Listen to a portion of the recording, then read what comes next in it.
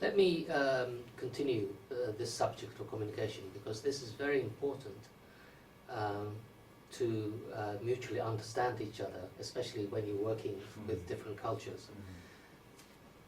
As I visit many companies in Europe, I often ask the audience, please ask yourself these two questions.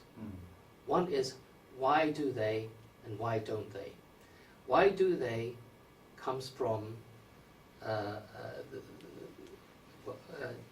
well, when I say why do they, I mean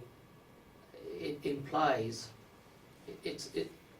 a genuine question of I simply don't understand why the other person is behaving and acting a certain way. Whereas if you say why don't they, it's based on your own assumption of how things should be done, or how what is common sense to yourself. And compared to what you think, you are surprised that the other person is doing something different. So when you say why don't they, the following sentence is, why don't they do it like me or us? So when I ask the audience to think of some examples of your counterpart, so if I'm talking to the Japanese audience, I ask them these questions to think about examples about their European counterparts, and ask them why do they and why don't they? And I do the same with the Europeans. And so what I would like to give as an example is the message that frequently come out from the Europeans when I ask them this why do they, why don't they question is, in the case of why do they, the Europeans often say, why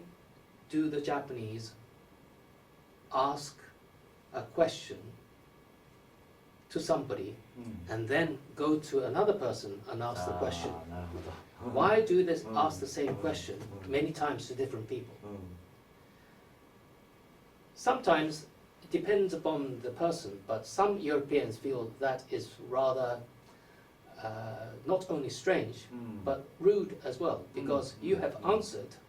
your manager's question, and then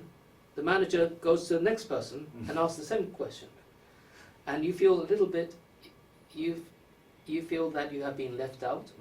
or you have not been fully believed. So there's this causes a gap between yourself and the manager. So have you in your past experienced anything like this? ありますね。これ多分その仕事の進め方のスタイルっていうのの違いじゃないかと思うんですけども、例えばイギリスでいうと一言で結論言っちゃうと、イギリスっていうのはその細かいことはあんま気にしないでポイントをこう押さえてやっていく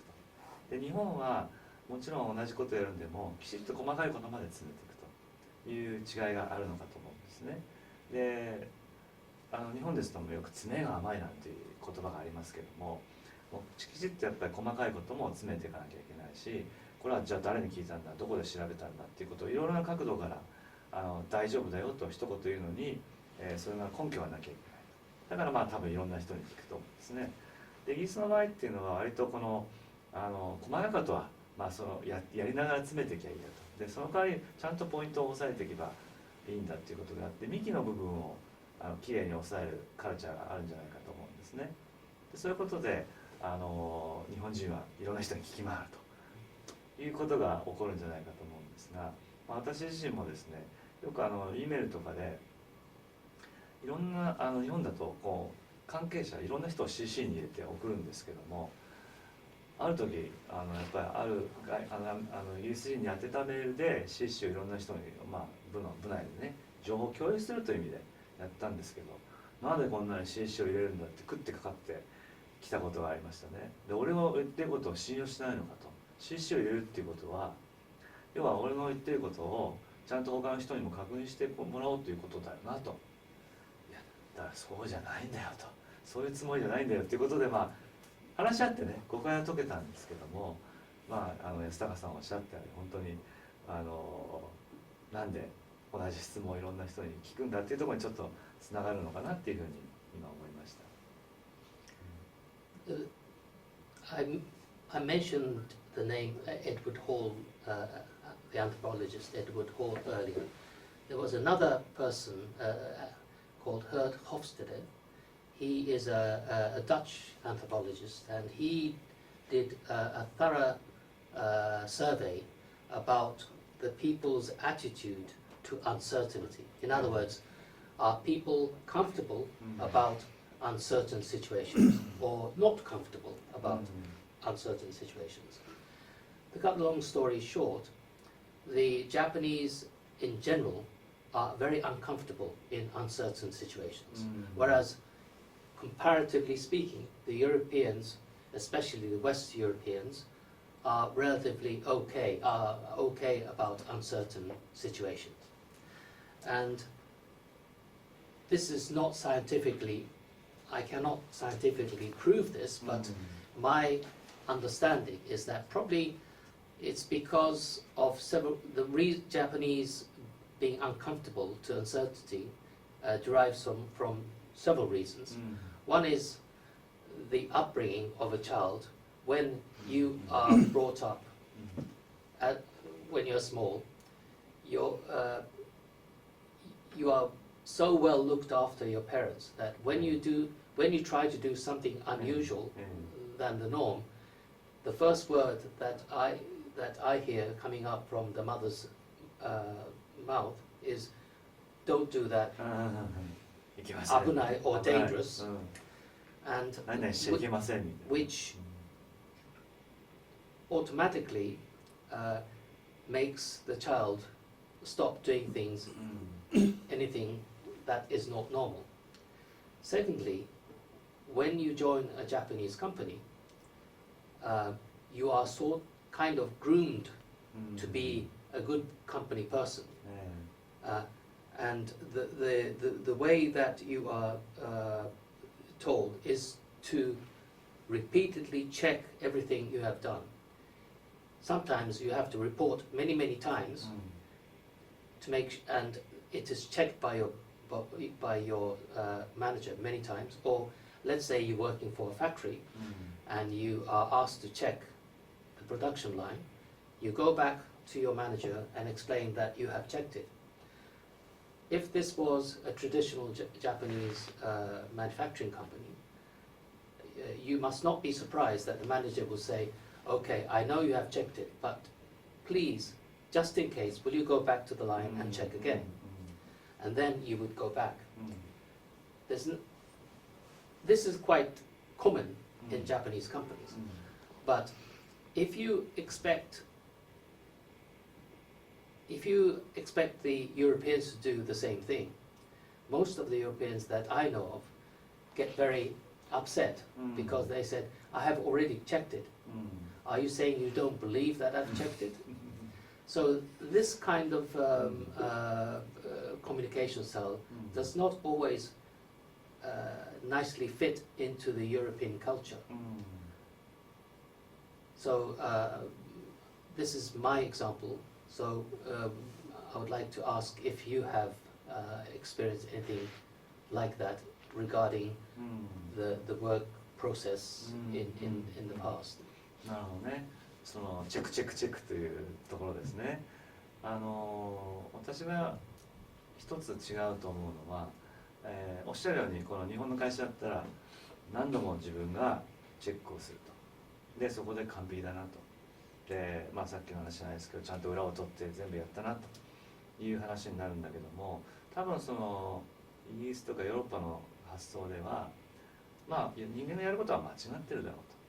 という意味でダブルチェックっていうのはあることはありますよね。何でもね。ただそれはその人が何回もやるんじゃなくて違う人に見てもらう。でお互いそこは